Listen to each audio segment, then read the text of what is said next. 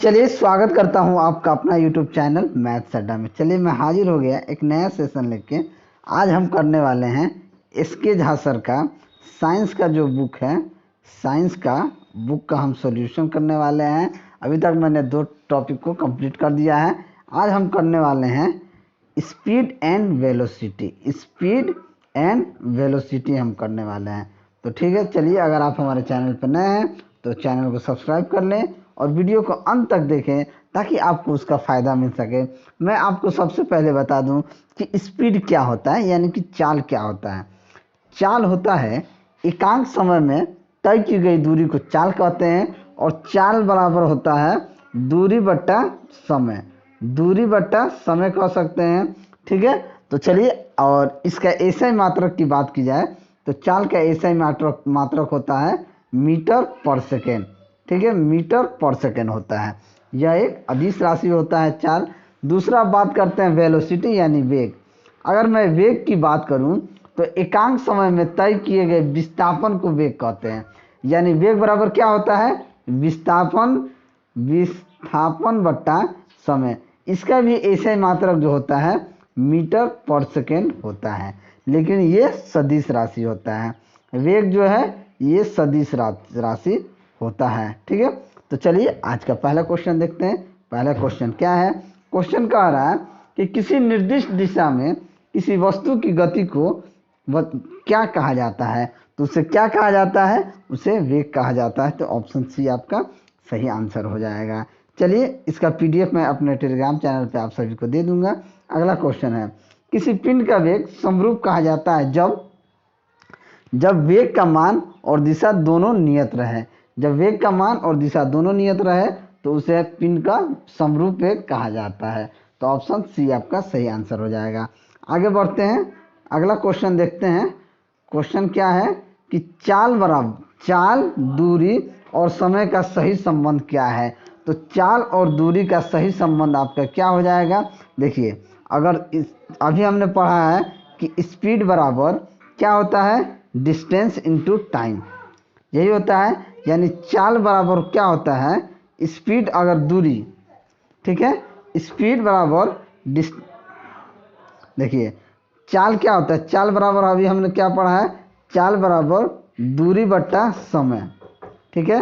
अगर दूरी की बात की जाए तो चाल इंटू समय हो जाएगा।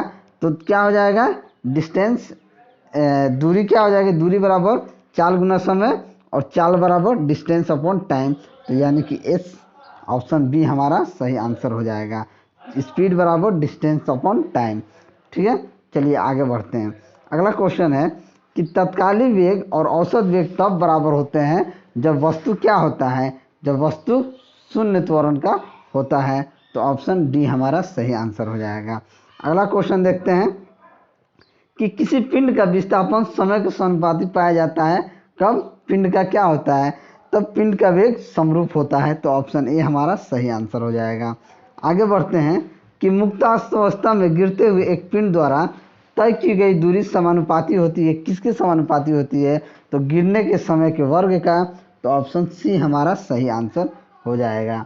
आगे देखते हैं, अगला क्वेश्चन है कि 5 किलोग्राम की वस्तु पर 40 न्यूटन बल लगाने से प्राप्त त्वरण क्या होगा।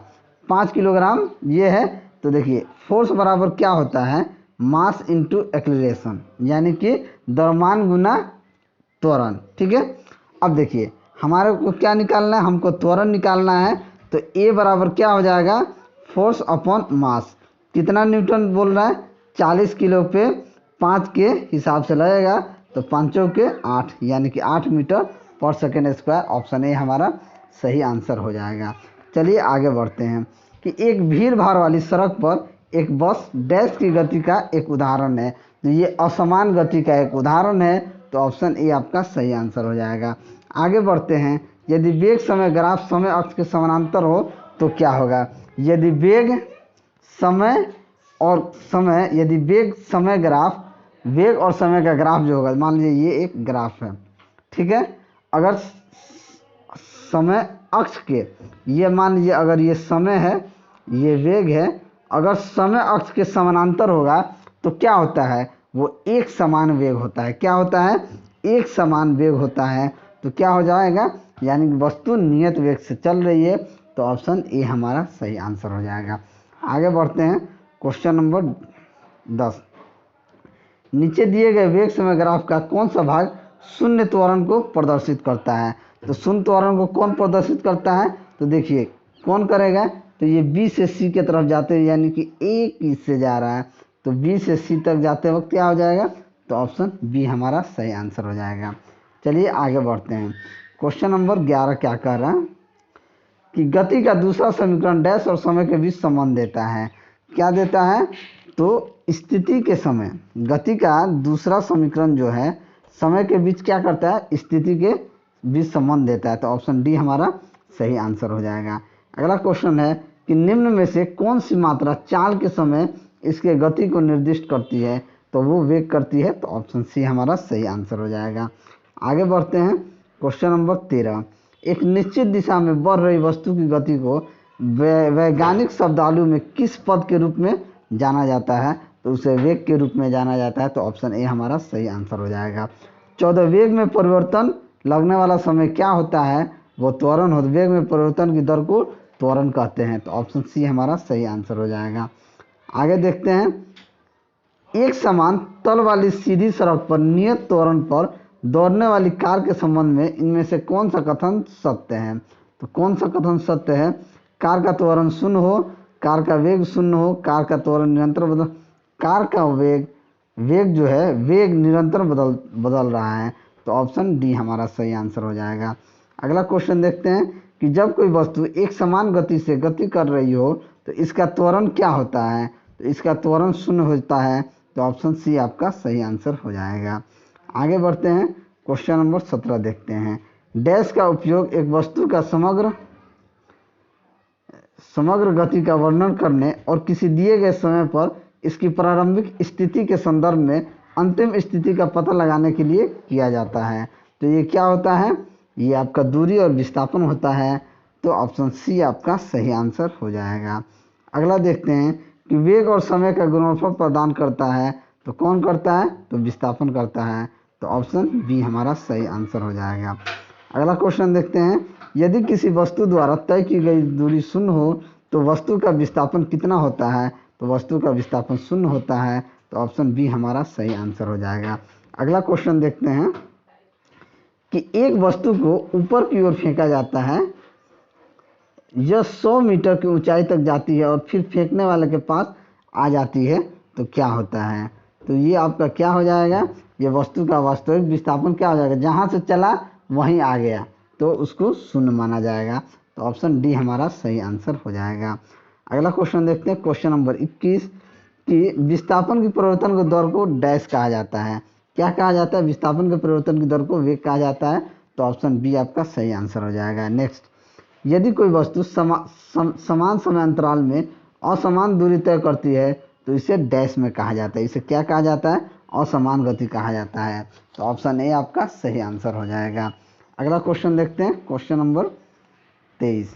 कह रहा है कि निरंतर शक्ति प्रदान करने वाली किसी मशीन के द्वारा कोई पिंड एक सरल रेखा में चलाया जाता है, टी सेकेंड में पिंड द्वारा तय की गई दूरी निम्न के समानुपाती होती है। तो ये किसके समानुपाती होती है? टी के पावर 3/2 के समानुपाती होती है, तो ऑप्शन डी आपका सही आंसर हो जाएगा। अगला क्वेश्चन देखते हैं कि जब एक पर्यवेक्षक के सापेक्ष समय के साथ वस्तु की स्थिति लगातार बदलती जा रही है तो वो क्या होता है? तो कहा जाता है कि वह गतिशील है, तो ऑप्शन बी आपका सही आंसर हो जाएगा। अगला क्वेश्चन देखते हैं 25। किसी वस्तु का त्वरण इसके डैश में प्रति इकाई के समय में हुआ परिवर्तन है, तो इस वेग में परिवर्तन है, तो ऑप्शन ए आपका सही आंसर हो जाएगा। अगला क्वेश्चन देखते हैं, निम्नलिखित में से कौन सी वेक्टर का मात्रक है? तो वेक्टर का मात्रक कौन सा है? तो वेग है, तो ऑप्शन डी हमारा सही आंसर हो जाएगा। अगला क्वेश्चन देखते हैं कि फ्रेम के संदर्भ में जो समय का फंक्शन है एक वस्तु की स्थिति में परिवर्तन की दर क्या है, उसे क्या कहा जाता है? तो उसे वेग कहा जाता है, तो ऑप्शन सी आपका सही आंसर हो जाएगा। नेक्स्ट, समय के साथ किसी वस्तु का वेग दिखाने वाले ग्राफ को कहा जाता है, उसको क्या कहा जाता है? तो उसे वेग समय ग्राफ कहा जाता है, तो ऑप्शन ए हमारा सही आंसर हो जाएगा। अगला क्वेश्चन देखते हैं कि शून्य त्वरण का अर्थ क्या होता है? तो वस्तु का वेग स्थिर होता है, तो ऑप्शन ए आपका सही आंसर हो जाएगा। धनात्मक त्वरण का अर्थ क्या है? तो धनात्मक त्वरण का अर्थ है कि वस्तु का वेग बढ़ जाता है। तो ऑप्शन सी आपका सही आंसर हो जाएगा। आगे बढ़ते हैं। गति के द्वितीय समीकरण बताना है। एस बराबर U T plus half A T square होता है। तो ऑप्शन डी हमारा सही आंसर हो जाएगा। शून्य से स्वतंत्र रूप से गिरने वाली वस्तु में क्या होता है? तो समान त्वरण होता है। तो ऑप्शन सी आपका सही आंसर हो जाएगा। डैश वह भौतिक राशि है जो कभी भी ऋणात्मक नहीं हो सकती है। तो वो दूरी है। तो ऑप्शन ए आपका सही आंसर हो जाएगा। अगला देखते हैं कि कोई पिंड v वेग के साथ ऊपर की ऊर्ध्वाधर रूप से फेंका जाता है। यह ऊंचाई h है तथा पहुंचने के बाद पृथ्वी की ओर लौट आता है। तो पिंड द्वारा तय की गई दूरी तथा विस्थापन का अनुपात क्या होगा? तो अनुपात उसका अनंत होगा। तो ऑप्शन डी आपका सही आंसर हो जाएगा। नेक्स्ट, किसी पिंड के वेग समय ग्राफ सरल रेखा में आता है तथा मूल बिंदु से गुजरते हुए x अक्ष को छूता है। तो पिंड गतिशील है, कहाँ? बदलते हुए त्वरण के साथ। तो ऑप्शन सी आपका सही आंसर हो जाएगा। नेक्स्ट देखते हैं, किसी वाहन की गति माप यंत्र बताती है कि उसकी तत्क्षणिक चाल है। तो ऑप्शन बी आपका सही आंसर हो जाएगा। और एक समान त्वरण पर गति के समीकरण में कौन सा समीकरण सही है? तो ये आपका v बराबर यू प्लस ए टी। तो ऑप्शन बी हमारा सही आंसर हो जाएगा। अगला क्वेश्चन देखते हैं कि एक पिंड u वेग से ऊर्ध्वाधर रूप से एक फर्श से टकराता है तथा उसी गति से उछलता है। गति में परिवर्तन क्या हो जाएगा? आपका -2u हो जाएगा। तो ऑप्शन डी हमारा सही आंसर हो जाएगा। किसी पिंड का वेग समरूप कहा जाता है जब वेग का मान और दिशा दोनों नियत रहे। तो ऑप्शन सी आपका सही आंसर हो जाएगा। एक समान वृत्तीय गति में डैश होता है। एक समान वृत्तीय गति में क्या होता है? चाल अचर और वेग चर होता है। तो ऑप्शन डी हमारा सही आंसर हो जाएगा। अगला देखते हैं, वेग v से चलती हुई कार का ड्राइवर a दूरी पर अचानक सामने एक चौड़ी दीवार देखता है। उसे निम्नलिखित करना चाहिए। तो उसे क्या करना चाहिए? उसे तेजी से ब्रेक लगाना चाहिए और तेजी से मोड़ लेना चाहिए, यानी कि ए और बी दोनों सही आंसर हो जाएगा। अगला देखते हैं कि किसी पिंड का विस्थापन समय के समानुपाती पाया जाता है। तो पिंड का क्या होता है? त्वरण समरूप होता है। तो ऑप्शन बी हमारा सही आंसर हो जाएगा। आगे देखते हैं अगला क्वेश्चन कि मुक्तावस्था में गिरते हुए एक पिंड द्वारा तय की गई दूरी समानुपाती होती है। किसके समानुपाती होती है? तो गिरने के समय के वर्ग के समानुपाती होती है। अगला क्वेश्चन देखते हैं, मोटर गाड़ियाँ ए एंड बी के दूरी समय ग्राफ से पता चलता है कि दूरी ए बी ये क्या है? तो देखिए, पूरी दूरी की बात करें तो ए की अपेक्षा बी, यहाँ पे ए और बी में देखिए, जब आप देखेंगे तो पूरी दूरी जो है ए की अपेक्षा बी अधिक वेग से चल रहा है। ठीक है, दूरी और समय में तो बी जो है वो अधिक वेग से चल रहा है, यानी ए की अपेक्षा बी अधिक वेग से चल रहा है। तो ऑप्शन सी हमारा सही आंसर हो जाएगा। अगला, निम्नलिखित ग्राफ क्या प्रदर्शित करता है? निम्नलिखित ग्राफ जो है एक समान त्वरण को प्रदर्शित करता है। तो ऑप्शन ए हमारा सही आंसर हो जाएगा।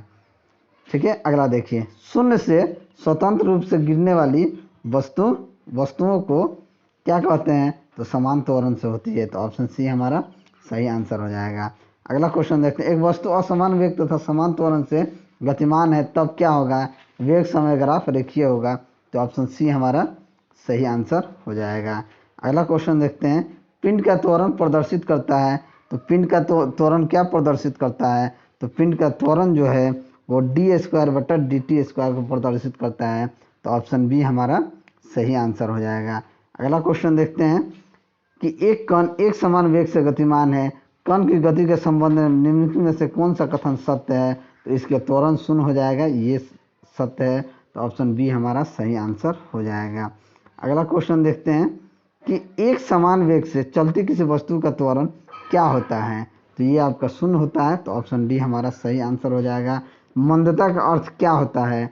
मंदता का अर्थ होता है ऋणात्मक, क्योंकि ऋणात्मक त्वरण को ही मंदन कहते हैं। मंदन जो है ऋणात्मक त्वरण को कहते हैं।